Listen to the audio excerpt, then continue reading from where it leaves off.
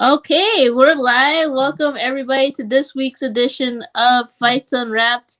To the right of me is Mr. Alec TD Carr, who will be actually doing most of the talking this week on this episode.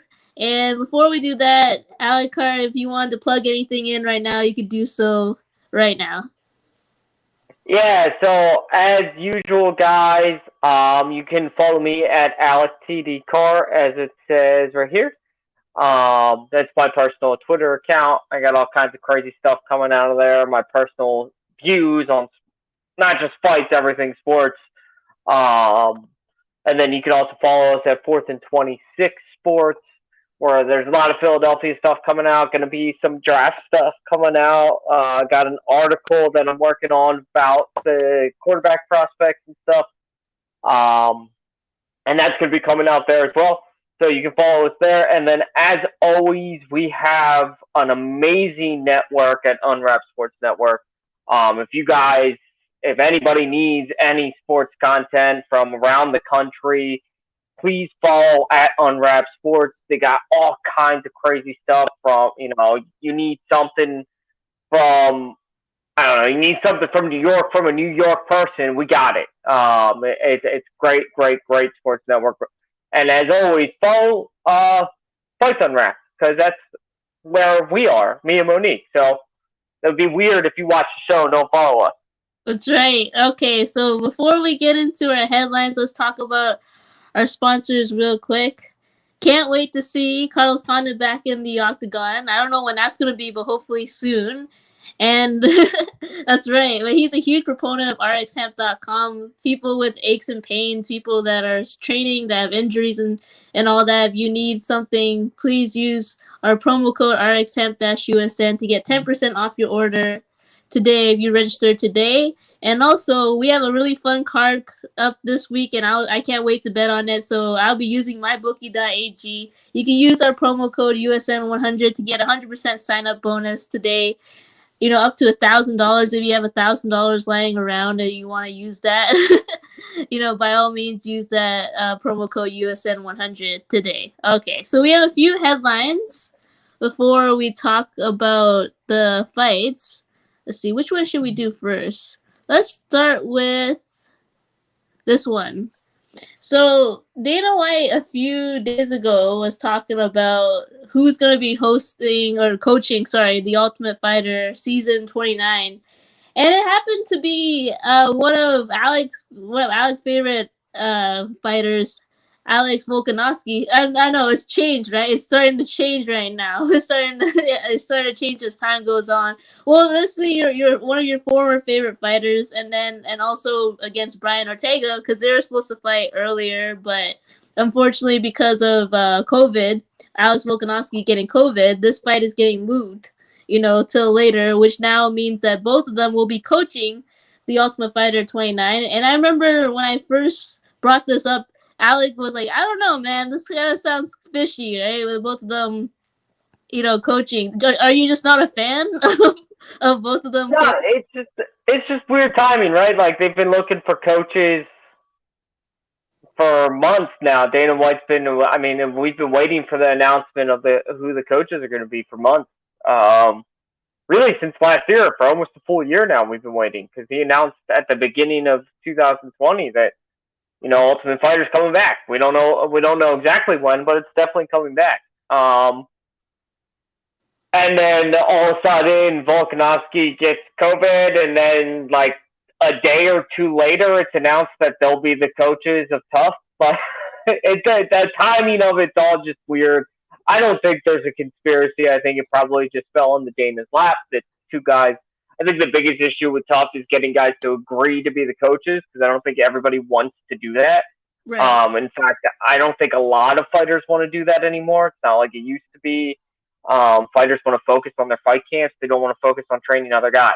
So I think that's part of it. And then this happened. Volkanovski tested positive for COVID. Ortega, to his credit, came out and said, I know for a fact Alexander Volkanovski has followed COVID protocol to a T. He hasn't broken anything. It's just unfortunate. Mm. Both of them were I don't think they're lying about a COVID test or anything like that. The whole timing thing just felt a little bit weird to me. I love it. I think these are both guys. I mean, I think the world needs to get to know Volkanovski a little bit better because I feel like he's just kind of he's been made to look really bad, and I'm right there with it with everybody else. He's not one of my favorite fighters anymore. He looks really, really bad in the media. The way he's been talking about the Holloway fight, the second Holloway fight, that he still thinks he's watched it over and over again. He still thinks he's won somehow. Um, so I get all that stuff, but he's a great. He seems like a. If you watch any of his stuff, if you see any of his posts, he seems like a great guy, down to earth guy that's all about fighting. And Brian Ortega, this is great. This is for his chance to prove his change mentality, his change, that he has actually refocused on fighting. That he's not just the party boy anymore. I don't know. I'm more excited for this fight than I am Tough, to be honest with you. I mean, Tough is going to be great. I think you know some of the fighters that might be in it. So I'm excited. I'm excited to see Ultimate Fighter back. But this fight is incredible. Brian Ortega versus Volkanovski. Winner gets Holloway. Let's go. I just want Tough to be over with because of this, though. Right. And speaking of which, if people don't know, Tough is going to be against a competition between bantamweights and middleweights. So those are two fun divisions. So that should be a blast to watch. Yes, I do know a few fighters that are going to be on the show, so good luck to them. And I'm sure they're probably really excited to know that these are going to be their coaches. Now, I know Volkanovski, in the media, he's made to look bad, but, he's never going to admit that he lost that fight against Max. And he shouldn't. He shouldn't. Yeah. Right? So that's probably why, he's made to look really bad because he's never going to admit it, even though 90% of all of MMA Twitter, including Dana White, has agreed that probably Max Holloway won that fight fair and square. But, it is what it is. You never leave it to the judges. You're right. That's the lesson that we should preach about that. So that's the Ultimate Fighter 29. Now, someone that we haven't talked about in a long time because he's been MIA, but now Damian Maia is supposedly back, and he's gonna be facing Bilal Muhammad. Now, okay, I'm gonna be real with you, Alec. I was really surprised at the opponent. I was just like, this is so random. Just because I haven't seen Damian Maia in the longest time, mentioned in the media or anything like that. Now he's coming back, and now he's gonna face Bilal Muhammad, which is great for Bilal because he's gonna be able to say I get to face Damian Maia, which is a huge name. Obviously, he's a legend. If anyone knows about him, especially on the ground game is impeccable. So I mean, I don't know how I feel about this fight yet. It's kind of random. I'll watch it. Don't get me wrong, but. And when I heard about it, I was just kind of like, okay, this is gonna be the fight, all right. But I don't really have much. I have no emotion towards this fight. What about you? I thought it was pretty weird too. Damian Maia is a name that we all know, a guy that most people I have yet to meet a UFC fight or just a fight fan in general that doesn't know the name Damian Maia and doesn't like the name Damian. Excuse me, my dog is barking. Okay, I'm a puppy dude. Bean, stop it, buddy. He's getting excited about Damian Maia apparently. There you go. Yeah, everybody say he's the lovable guy in the UFC, right? He's been around for forever. He's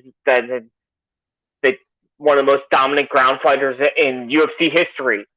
It is a weird fight. Now, Damian Maia, though, we haven't heard it feels like forever since we've heard his name. His last fight was against Gilbert Burns in last year, actually a little bit over a year ago, which he lost. And then the fight before that was the Ben Askren win, where he absolutely made Ben Askren look like an idiot because Ben Askren was like, I want to be on the ground with Damian Maia, and Damian Maia was like, no, you don't. You really don't. So So it is a weird fight. I don't really know who to pick in this because Maia, if this does go to the ground, I think it's Maia's fight to lose. I think that's what Maia's going to try to do. Now, that being said, this is Muhammad's big chance. Maia's still the 8th ranked fighter in the division. So I expect to see a very prepared Bilal Muhammad, ready to go, ready to fight. So listen, I'm excited for the fight, but yeah, it's one of those weird ones where you're just like, did you just make this fight to make Damian Maia active again because he won't retire, or what's going on? Right. In my opinion, Bilal looks really good. Like striking wise, he looks really, really good. I know he lost, like Damian Maia lost to Gilbert Burns. I believe he got knocked out, if I'm not mistaken. And that's what I'm trying to say. Like maybe in this fight, Bilal's gonna do the same thing. He's gonna obviously try to stay away from the ground. I'm pretty sure he has pretty good takedown defense, and he's probably going to use his striking towards his best ability. And I don't want to see it happen. I'm obviously a Damian Maia fan. I obviously want him to win this fight, and I know he only has one game plan and one game plan only, which is to get this fight to the ground, right? So hopefully, whenever that fight, I forgot when that fight is going to be, but whenever that fight is going to be held, I hopefully that Damian Maia wins, just because I haven't seen him in a long time, and I really want him to avenge his loss against Gilbert Burns. So yeah, so that card's pretty awesome. That's UFC 263, which is the rumored Figgy Moreno 2 rematch. Oh, okay, that's a card. So yeah, that card's gonna be sick. So we'll get to see them on that card, so that's good. So we're gonna move on to the next headline, and I'm gonna save the best for last, but this is the one before the last headline. So Dan Hooker is rumored to want to fight RDA. Now, I think if Alucard, if you pull up the rankings, is RDA like below Dan Hooker, or is he just above him right now, just because he wants? Hold on, I have him right in front of me. I just got to get to that division real quick. I just want to know, just because, like, I'm just trying to figure out why Dan Hooker would want to fight RDA. So RDA is the 7th ranked fighter, and Dan Hooker is the 8th. Okay, very close. And obviously, a win against RDA will propel you probably to the top 5 of anything. So I don't know why Dan Hooker would want to call it RDA. RDA looks really sharp right now. So, but hey, be my guest. I'm down for this fight. So.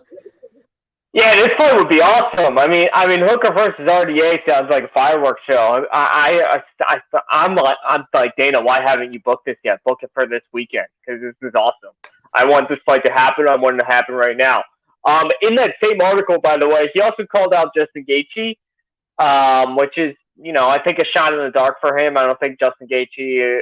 I don't think Dana White has any plans to have Dan Hooker leapfrog the entire division to fight Justin Gaethje. That doesn't seem fair, especially coming off a loss. Like you can't do that. Your chance is Michael Chandler, and now you gotta get another win to get another chance in the top 5. This is RDA looks crisp and clean against Paul Felder. He looked like he was back in the division he belonged in. It was foolish of him to ever change. I give him credit for trying, but I mean, thank God he came back to the lightweight division, because he just looks like the old RDA. It looks like he didn't miss beat, that I mean, Paul Felder, we both love. He's for everybody that doesn't know him, Philadelphia based, and he's Philly tough. He's the toughest Philly guy probably out there. And RDA made him kind of look like an idiot, to be honest. He just kind of tooled him up. I'd love to see a rematch fight with Paul Felder having a full fight camp instead of, what was it, 4 days notice? Something like that. Yeah, like 4 or 5 days notice. So yeah. Yeah, it just so happened he had been training for a triathlon, so he was at his fight weight. Crazy. So I would love to see either this fight or a rematch against Paul Felder. I think more RDA is a good thing for the UFC right now, especially since I think he could really get into that top 5. He could replace Tony Ferguson at 5th. So let's make it happen, Dana. Yeah, for sure. I'm excited for this fight. Obviously this is just a rumored want, the desire. This is not an actual fight, unfortunately, yet to be placed. But I mean, Dana, this makes total sense to me. Like you got number 7 fighting number 8 in a division, and then obviously Dan Hooker wants back in after his loss against Michael Chandler, and RDA just wants in to the top 5. So I mean, I think this is a win-win situation. So let's see. We will skip ahead to the last headline, which I saved for last because I'm really excited for this fight. We got Wonderboy versus Gilbert Burns. Oh my gosh, I can't believe it.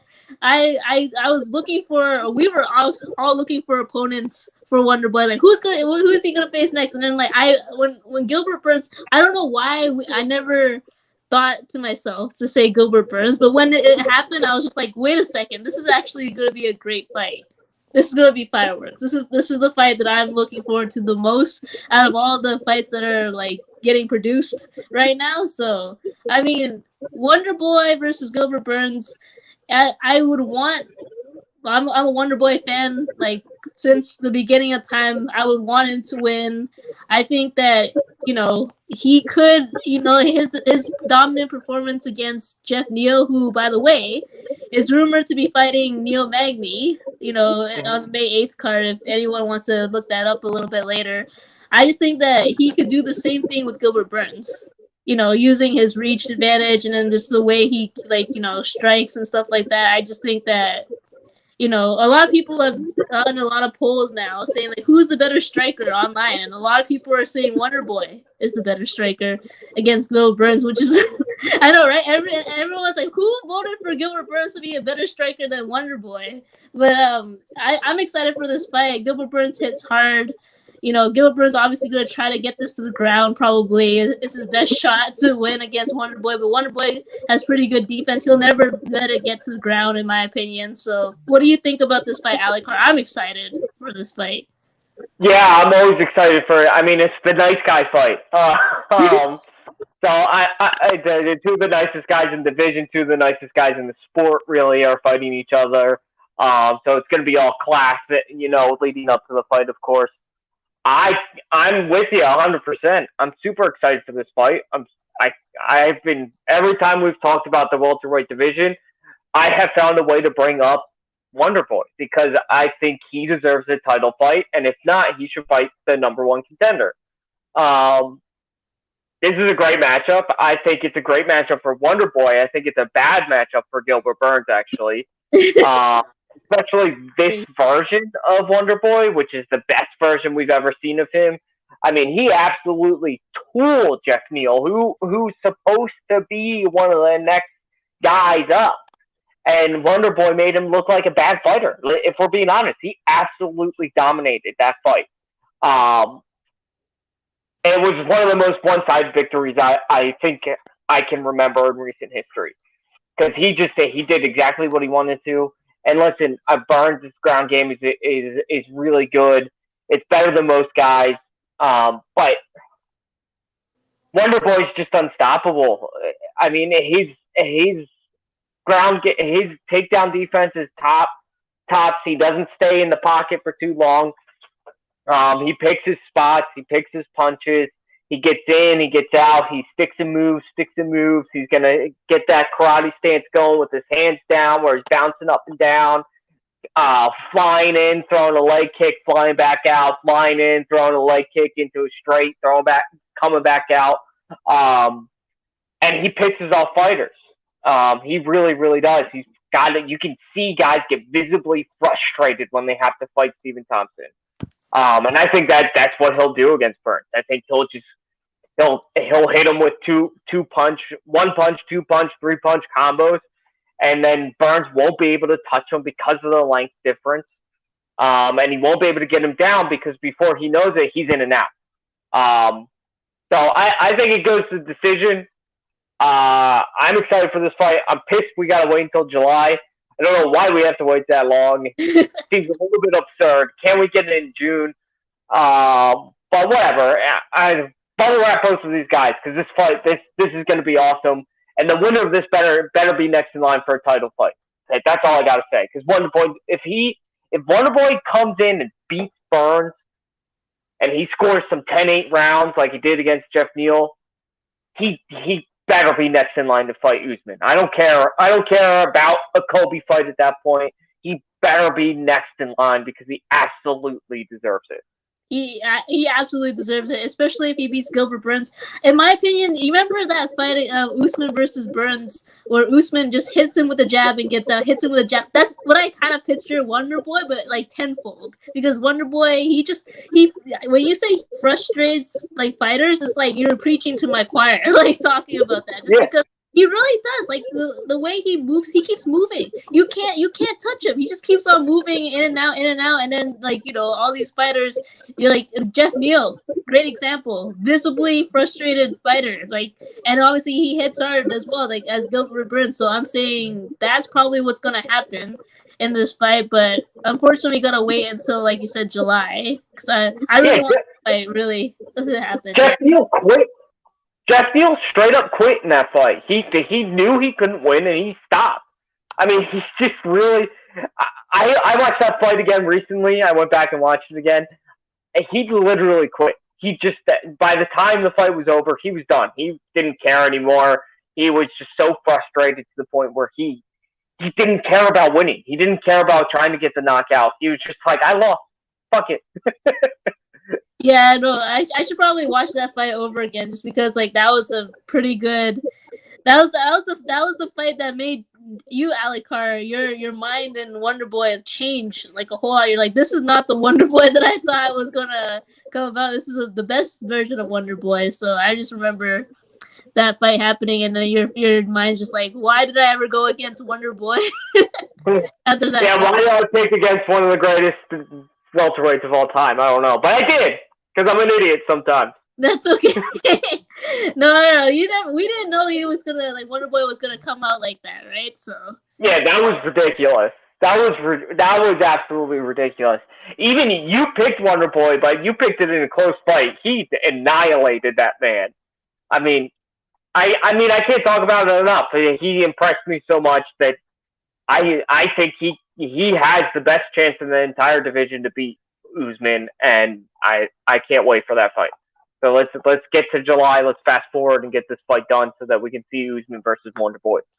Right, because I think Usman versus Masvidal, is that in April as well? I believe. Yeah. Yeah, with Rose and Valentina Shevchenko and Jessica Andrade and Weili Zhang. I think they're all in. Yeah, that's April 24th. That I can't wait. I can't wait for that card. That should be a good card.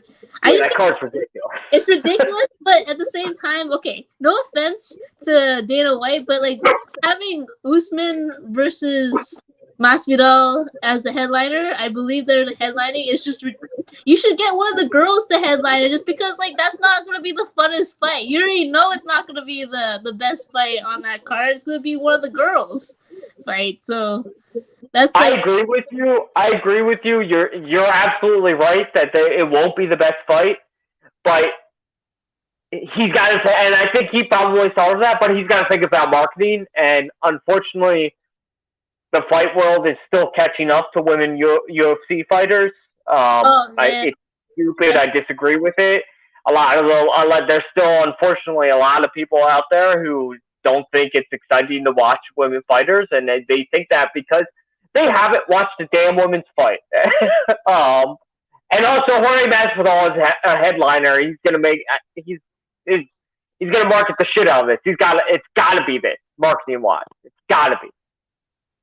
Yeah, I mean, it's just my opinion, just because, like, okay, I didn't expect to talk about this as much, but I swear to God, every single time Amanda Nunes fights, she is the headliner, and then afterwards she gets moved down into, like, co-main, and it frustrates the hell out of me, because she is, like, the GOAT of women's MMA, and, like, this is Valentina Shevchenko, move down. Like, you know what I mean? Because you have like Usman versus Masvidal, which is not really a fight that I'm super excited about, honestly. And you can market it because you have Masvidal, who's a great self-marketer or whatever it is. But then you have Usman, who is like unmarketable. And then like the two of them together again, I don't know, man. It doesn't work. I agree with you. You're preaching to the choir. And me, I agree with you 1,000%. Either of the women's fights are going to be better. I mean, Zhang versus Namajunas and Shevchenko versus Andrade. I'm 100% in on this fight. They should absolutely be the main. One of those should be the main, and the other one should be the co-main. To be honest with you, because the Usman fight, Masvidal fight is going to be a bore fest. But the fact of the matter is that Dana, unfortunately, and you know, and our viewers who have seen us know that I like to think about this business-wise. I love the ins and out of the UFC business-wise. And business-wise, the best decision, unfortunately, to this point, is still Usman versus Masvidal being the main, because Masvidal will make this one of the most sold fights ever. He absolutely will. And unfortunately, people just don't get excited about. Me and you do, and true fight fans do. But if you headline an event with Shevchenko versus Andrade, casuals aren't coming to watch. You headline it with Jorge Masvidal, it doesn't matter who's watching. It doesn't matter who he's fighting. I mean, he's going to get casuals in, especially with the hype around him as of late. So I get the decision, but I agree with you. It's going to be probably the most boring fight on that card. Yeah, I know, right? And like that happened last time, and I remember it was a Fight Island. I remember that was the last fight. And I told myself, I'm like, why the hell did I stay up to watch this? Like, actually, and then all you see is Usman like toe stomping him, right? And then I just got like so frustrated. I was like, this is good. This is the fight that was supposed to headline all the other fights. Are you serious right now? So I'm just frustrated at the fact that women's MMA hasn't caught up to everybody yet. Just because, like, if anyone has not watched a women's fight, please do, because they're scrappy and there's always fireworks. And I believe there's one women's fight on this card coming up that we will talk about, which is actually pretty interesting in my opinion. So yes, it is. Right, Alikar, if you want to bring up the fights right now, just because my laptop is still not working, we will go ahead. Yeah, I got it. Let's see. Okay. UFC 23 fight preview. Who's the first fight in the card? We got Mike Perry. Oh God. versus Daniel Rodriguez. Oh man. I mean, Mike Perry doesn't believe in weight cuts, man. I swear to God, this is gonna be so frustrating to watch. And I'm not surprised if he missed weight. First of all, that's my first statement out of all. He will miss weight. He will. I'm not surprised when he misses weight. Not there you go. And like Daniel Rodriguez, I'm not like too fond of him either, right? So like this fight to me is just like, oh God, like we're just gonna move along after this fight. In the main card, but you have to put this fight on the main card because a lot of people like it's Mike Perry. We're just talking about the business of like UFC and stuff like that. You have to put that fight on the main card as much as Mike Perry's not like his record is not really great right now as well. I mean, just judging by the way he's been fighting, I want to say Daniel Rodriguez is going to win this fight, but at the same time, I'm not really fond of both fighters. So, like, for me, this is just a shot in the dark right now. Yeah, I kind of want both fighters to lose this fight. See? Now, I'll be rooting for Daniel Rodriguez because as far as I know, he hasn't done anything outside the octagon that makes me hate him. I'm just not a huge fan of him. I don't think he's really that great of a fighter. I think Mike Perry has the potential to be a really good fighter, but he's nuts. There's some outside the octagon issues with him. He's a douchebag. And you're right. It has to be on the main card because people will tune in to watch Mike Perry lose. And he's going to keep a job in the UFC because people will continue to tune in to watch him lose. Yep. And if he wins, they'll tune. That means he'll get another fight, and then they'll tune into the next fight and root for him to lose. Yeah. I don't really know anybody that's a Mike Perry fan. I know You they're out there. I yeah, know Darren Till and him are kind of friends, which is weird to me. Other than that's they're both part. not that weird. It's like because like they're both party boys, you know. Right, So they're both party boys, which Darren Till needs to get away from guys like Mike Perry so that he can be the best in his division. Anyway, I won't go on a Darren Till rant. I'll refrain from that. I got Daniel Rodriguez in this fight. I think Mike Perry's just. I just don't. I don't think he. I don't think he's good. I just don't think he's good. I think he cares too much about the other stuff. I think he's unfortunately there's definitely some issues mentally with him. And I'm not talking about like mental blocks. I mean like there's probably he needs to seek counsel. yeah, Because he's a little bit crazy. It felt like during the summer, every other week there was a new story about him doing something stupid. yeah, Uh, so Daniel Rodriguez, you got a fan for a weekend. I'm going to be rooting for you hard to beat Barry because it pleases me to watch this guy lose. yeah. Me too. And he will come in overweight because he'll be out drinking the whole night before. Yeah, if you thought that Darren Till was undisciplined, Mike Perry's like 10 times more undisciplined. So like, let's just think about it that way, right? So, all right, let's move on to the next fight. What's the next fight, Alikar? We got Mackenzie Dern versus Nina Asaroff. All right, Asaroff. this is an interesting fight. This is actually my lock bet fight, just because you know, I think people come into this, right, and then they look at Mackenzie Dern. Mackenzie Dern she's gotten so much better in her striking. You know, obviously her ground game is impeccable. You know, I never bet against her on the ground at the same time. But then Nina Asaroff actually is a pretty great striker herself. So this is an interesting fight to me because if they keep it standing up, then Nina Asaroff has a good chance to win. But at the same time, Mackenzie Dern has been working tenfold to improve her striking. She's come a long way for me because I used to be like a Mackenzie Dern non-fan because she used to miss weight like all the time. And then now she's like, not only did she make weight, she's gotten better at striking, and she's not just known for, you know, what she does on the ground. So I don't know who to pick for this fight, to be honest, just because I don't know. On the ground, Mackenzie Dern, she has it for me, but like standing up, Nina, I'm leaning towards Nina. So I'm kind of torn between the two fighters. What do you think, Alec? Or who do you think is going to win this fight? I think it's Mackenzie Dern. I think she's listen. I know that Nina is a good fighter. I know that she's better striking.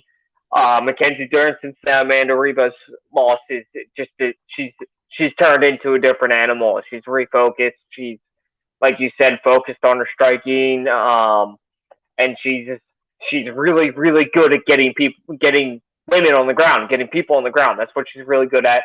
I think she'll look to take this fight. Probably fake a couple of takedowns in the strikes. Do a little Daniel Cormier action. Yeah. Take the takedown, go up top. Take the takedown, go up top, and then take her down, and then this fight's a wrap. I think it's gonna end up in a submission. Probably round two, end of round two, maybe beginning of round three. Yeah, I think like part of me is rooting for Nina just because like I think if anyone has ever seen Nina and Amanda Nunes and their baby in the media, that is just like the cutest thing ever, and you just really want to root for her to win this fight. But let's just say this: like Nina is not like her wife, right? No. Nowhere near Amanda Nunes level, right? But I'm just saying, I see the media and I'm falling for them, man. I'm falling hard for them, so it's like really hard for me to bet against Nina right now. But like Mackenzie Dern, you're right. Mackenzie Dern, like she's just turning. She literally turned her life around. Literally after having the baby, she's like, I'm gonna work on a weight cut. I'm gonna get better at striking. The first fight that she came back, she won, and she's like, I really wanted to showcase more of my striking, and then she did, and she won that fight after that. So sky's the limit for Mackenzie Dern, and she's still really young. She's in her prime. You know? Yeah, and if she keeps getting better at striking, look at her. She's going to make a championship run. I mean, honestly, she's that good on the ground. If she continues to get better at striking, she's one of the best, most well-rounded fighters in women's fighting. And so, I just, and like you said, unfortunately, Nina's just not as good as her wife. We kind of all wish she was, but she's just Yeah. not. Um, and because of that, I think Dern, and I'm obviously a true believer in Mackenzie Dern, and I do think, having a kid changes some athletes. I mean, look at, if we just, I'll use an example, a Philadelphia local example. Look at Joel Embiid this year. This is a guy that had a kid over the summer and is absolutely a different person. He's focused. He's in shape. He's doing all the things he needs to do because he's doing it for his son, for his kid. So that Mackenzie Dern is kind of, it's almost the exact parallel in fighting though. She had a kid. Now she's refocused. She's making weight. She's doing all the things she needs to do to become one of the elite fighters. And I just look for her to continue that trend. Well, I mean, like, if you want to use that argument too, you could look at Nina Asarov. She actually had the kid, like herself. I know, right? And then super cute kid, by the way. And like the same thing. Like, she just had her kid. Maybe she's more refocused because I know like they're so into their baby right now. So like you never know. And I remember watching live Nina versus Claudia Gadelha like a long time ago at UFC in Toronto, and Nina beat Claudia, and I remember being ecstatic. I was like, nobody thought she was gonna beat Claudia, but Claudia. The difference between Claudia and Mackenzie Dern is Mackenzie Dern has known she has gotten her gas tank like ready for this fight. Before, her cardio was not as good. Now her cardio is so good, and then her striking is getting better. So that's the difference between both of the opponents. But I'm just saying, if we're gonna use that argument, we got two newly moms fighting each other. So I can't wait for this fight. I think it's gonna be interesting. So, all right, let's move on to the next fight. What do we have, Alikar? We got Smiling Sam Alvey versus the Cuban Missile Crisis himself, Julian Marquez, who is a Fight Unwrapped favorite. We love him. We absolutely love him here. I mean, and he loves Miley Cyrus. By the way, if anyone wants to Google that was hilarious. That was a cringy. That was a cringy. The fact that Miley Cyrus responded made it even better. Worse, but better at the same time. That's why I said that was a cringy kind of little call out saying he loves Miley Cyrus, but it is what it is. The Cuban missile, he like totally hits hard. So Sam Alvey, you better watch out. That's all I'm gonna say because I have my money. Cuban, like, because when he came back from that fight, that changed my outlook. I liked him from the beginning, but then when he came back to win that fight, I was just like mind blown. I was like, this man is tough, and then he hits hard, and he's not gonna give up until pretty much the last whistle is blown. And so, like, in my opinion, he's just tough as nails. I think he's gonna win against Sam Alvey. What do you think, Alec? I think this is a pretty easy fight for Julian Marquez. To be honest with you, listen, we all love Smiling Sam Alvey. He's a fan favorite. We don't, but he's also one of those guys that no one really cares if he wins or loses. We just like watching him fight. Because he's always going to be smiling. He's going to take a lot of punches. He's going to allow himself to get beat up. He'll allow himself to get hit, and he'll just keep smiling at you. I mean, the guy is a nut job, obviously, and he's always a fun watch. So I like this fight. It will be super entertaining, but I think Julian Marquez wins this fight pretty easily. I think it could even end up in a first round knockout. But I'll probably say I think it's going to be second round. I think it's still going to be a knockout, but I think it will be second round or third round even, because Sam Alvey can take a punch for the best of them. I mean, seriously, this guy, I've watched fights with him where he just gets, I mean, Brian Spann fight, it's just taking shots. Jimmy Crute taking shots. Like this is a guy that just he doesn't care how much he gets hit. Which is ultimately his downfall and why he's on a 3-fight losing streak. But that's true. Yeah, I think Julian Marquez wins this fight. I think it's going to be an easier fight than his last fight. Yeah, absolutely. I think so too. I think this is an easier matchup for him. Way easier than who was his last opponent again that he faced and almost lost to? Let me pull it back up. I just closed it out actually. That's okay. But I remember just because that fight, he was losing that fight, and then he came back in the third round or something like that. Yeah, won by KO. submission. Yeah, no submission. He won with an anaconda choke. Oh, okay. Against Patolo, Makai Patolo. Oh, it's gonna be an easier fight. Oh yeah, for sure. Much easier. For sure. So hopefully another win for the Cuban Missile because we both love him and we know he has the potential to be very good in that division.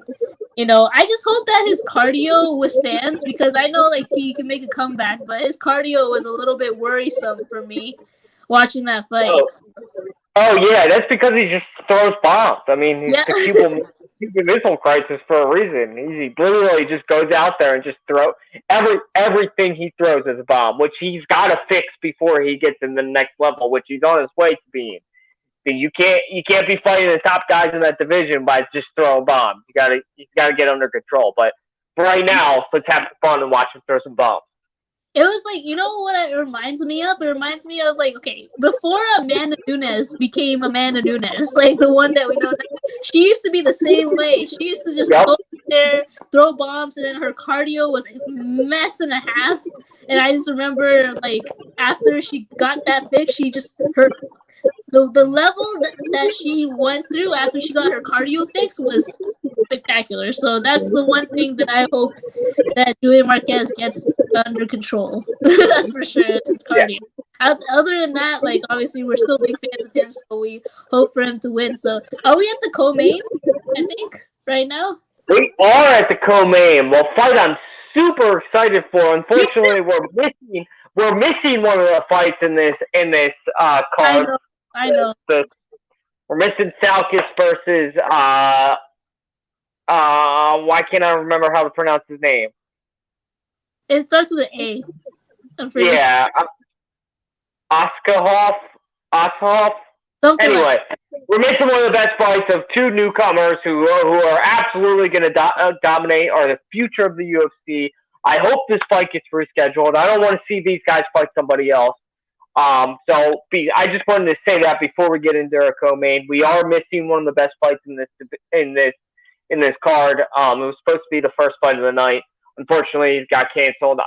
Did they ever announce why it got canceled? I don't think they did. No, they didn't give an explanation. No, they just said it got pulled from the card. It's probably because of COVID protocol, something like that. Yeah, breaking COVID protocol or something happened. But anyway, moving on. We're at the co-main. One of the fights we're very excited about.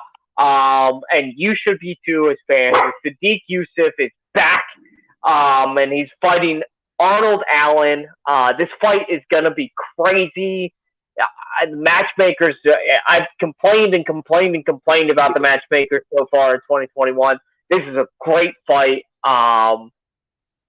And watching Sadiq Youssef come back is going to be absolutely exciting. It feels like it's been forever since he last fought against Feely in January of 2020. Mm-hmm.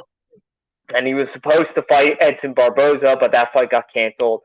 But yeah, I'm excited for this fight. I don't even know who to pick, really. So I'm going to let you run with it for a little bit, just because I love both. I do like both of these guys inside the octagon, and both of them are hot fighters right now. I am a huge Youssef fan. I will always root for him. I think his potential, he is potential to the sky. He literally could be the best in that division or the next best thing in that division, in my opinion. His striking is great. He has power for days. He's patient. Pretty much everything I like about a good fighter, he has.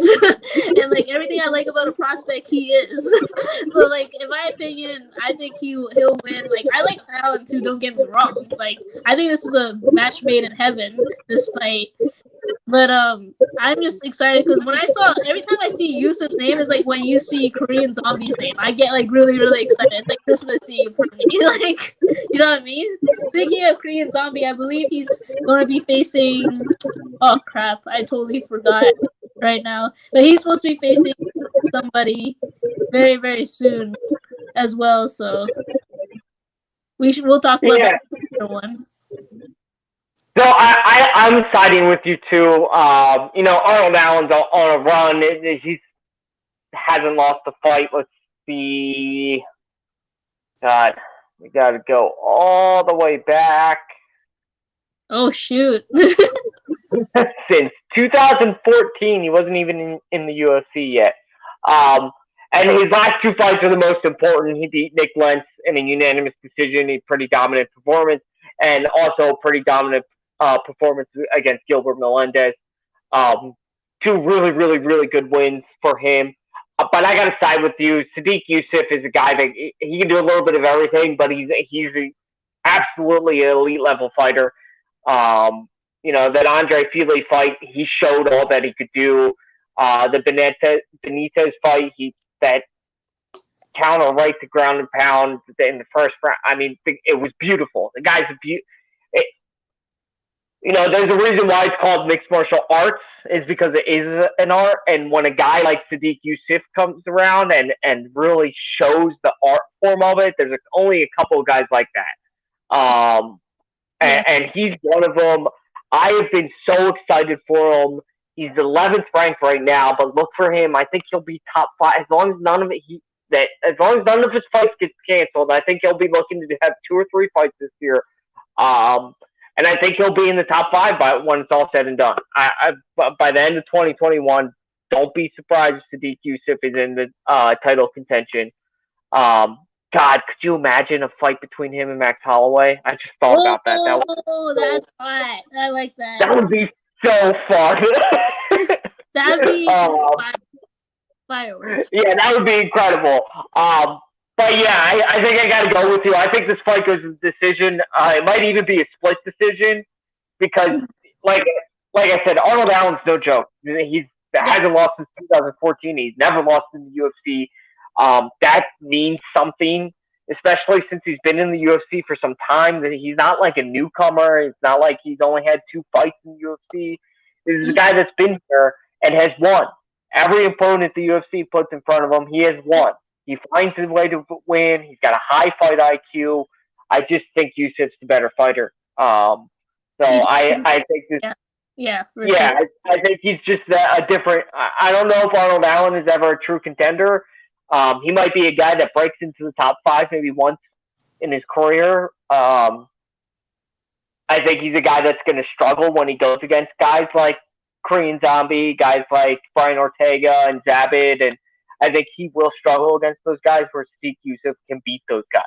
He's just on another level. Yusuf is just on another level, in my opinion. And don't be surprised if Allen actually wins this fight too, people. So just saying, we're thinking this is gonna be a closer fight than it actually, like a lot of people might think that Yusuf probably will dominate this fight, but it's gonna be closer than what we actually think. So that's for sure. Absolutely, I think it definitely goes to decision. I don't know if it's gonna be split or not.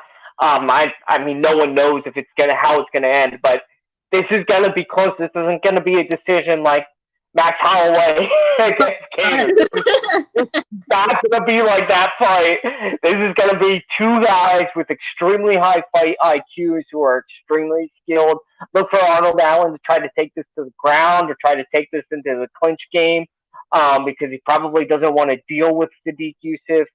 Otherwise, I wouldn't blame him. I think Arnold Allen will probably look to make this a boring fight, whereas Sadiq Yusuf will keep his distance and just kind of work. But yeah, I think this is an absolute great matchup. Good job, UFC. Good job, Dana White and the matchmakers in this one. Guys, it's a nail in the head. I'm super excited. Any other fight night, this would be, I think, the main, not the co-main. So For sure. And then one more thing before we move on to the main, bubble wrap these fighters. I swear to God, if this fight gets canceled, I'm gonna be so upset. Okay, that's all I'm gonna say about that. Because we already got one fight that got canceled, and we're already upset about that. But this fight, if it gets canceled, I'll be very upset. So bubble wrap both of them. Also, Yusuf continues the trend of the Nigerian fighters. So Exactly. I was gonna say let's I'm kind of. go. I mean, I love these guys. I love all of them. This is an exciting time for African fighters. Mhm. Obviously they've got what, 3 champions right now. Three Um, champions. You got Nigeria so and Cameroon together, man. right. For Yeah, sure. this is absolutely incredible. I'm all for it. I'm rooting for Sadiq. I think he has the ability to be that 4th champion. Um, so yeah, I just bubble wrap them, put them in a chamber, lock them up, don't let them come out until fight. Like get their fight camp in there so they can continue to do what they need to do, but just lock them up, keep them away from everybody else. Exactly. I care about this fight more than I care about the main card because, goddamn it, Sadiq Yusuf is back and he needs to not have any more canceled fights. No more cancel fights. All right. So obviously we're gonna move on to the main event. I obviously no introductions near there. We have Marvin Vittori versus Big Mouth Kevin Holland, who's back and is ready to avenge his loss against Derek Brunson. So okay, it's just I used to be on a Holland like run, and then I figured out, oh shit, this guy has no fight IQ. And then ever since then, I was just like, I don't know if I'm gonna root for him again, just because fight IQ is like number one on my list. You know, like when it comes to fighting and like fighters and the fighters that I actually like. So, and Marvin Vittori, he's really good, obviously. Being so excited and not too excited about this fight, obviously, but that's okay. Stop it. Yes, there you go. There Quiet. you go. I know. This fight's not as exciting, Bean, but we gotta talk about it. So Marvin Vittori, he's looking really good, and every single time he fights, he looks really good. And obviously, if the same thing happens, that happened against Derek Brunson, I would be surprised if Holland loses this fight. What do you think, Alec? I think you're right. I think Kevin Holland got kind of exposed. That all of his fights in 2020 were amazing, absolutely incredible. He showed that he is absolutely top of the line talent wise. But all of those fights, if we're being honest, were on short notice. Yeah. Where it doesn't take a lot of fight IQ to win those fights. You just got to be have the more talent because the other guy doesn't have a fight camp for you. You don't have a fight camp for the other guy. So that could be one of the reasons why he likes those short term fights because maybe it's a little bit of self knowledge on his part, and maybe he knows he's not the smartest fighter in the world, but he knows that talent wise is right up there with everybody. Yeah. He's a guy that has a black belt, one of the best black belts you can get in Brazilian Jiu Jitsu, and is one of the best strikers in the UFC. But you're right, his fight IQ is lacking. I am still a Kevin Holland fan, still a Kevin Holland believer. It's going to take more than a Derek Brunson loss to change my opinion. Brunson is an absolute beast in his own right. Me and you both tried to warn people before that fight that, listen, Kevin Holland, this is not an easy victory for Kevin Holland. He's not going to walk through Brunson like he has his other guys because this is the toughest match he's ever seen. This fight kind of pisses me off because we talked about it last time when it was rumored that it wasn't finalized. I don't know if Kevin Holland really deserves this. This is kind of a gift for him. I think it's a little bit of Dana White saying thank you for your amazing run and all your sales in 2020 that you did for us. Yeah. So here's a good matchup for you. It's a gift. If you win, you get propelled into the top 5. If you lose, then oh well, you took a fight on short notice. It's a win-win for Holland. It's a hard place to be in if you're Marvin Vettori because you're taking a fight on short notice against a very dangerous opponent without a fight camp. Vettori's a guy that's looking to make a championship run, is primed for a championship run. And these are the kind of fights that are really dangerous to take right now for him because listen, he could have declined this fight, and no one would have really cared. Maybe some people would have cared for maybe a day or two. So you got to give him all the credit in the world for not backing down. For you can never say that Vettori doesn't want to fight because he clearly does. I just worry now. I think he will win. I think he does win this fight because I think he's the better fighter, the smarter fighter. My worry is that Kevin Holland comes in and uses Brazilian Jiu-Jitsu to his advantage and gets this fight to the ground, gets it on his back, and wins from there. Or Holland finds an opening early on in the fight and wins by KO, which would suck for Vettori because this is it's not an up-and-comer anymore. He's arrived. He's here. Yeah, he's a true contender. So this fight's very interesting. But I think Vettori wins. I don't know how, but I think he does end up winning this fight. Cause like you said, he's way smarter, and he showed that against Hermanson when he shocked the world in that fight. Just outsmarted Jack Hermanson the entire fight. That was incredible. I remember after the fight, he was like, he scratched me. When he saw the scratches on his body. So, yeah, I know I kind of ranted there. That was probably my rant of the week. And I don't really have a definite winner of this fight, but I think that Vettori edges out because he is smarter. And listen, Vettori's got those dangerous Italian hands. He's coming at you. So, I can't say it enough that Vettori really showed me how tough of a guy he is by taking this fight. For sure. I'm going to do this really quickly because I know there's another show on the live lineup that's coming up, but let's just put this into perspective. Holland has won in his last minute fights. Same as Vettori.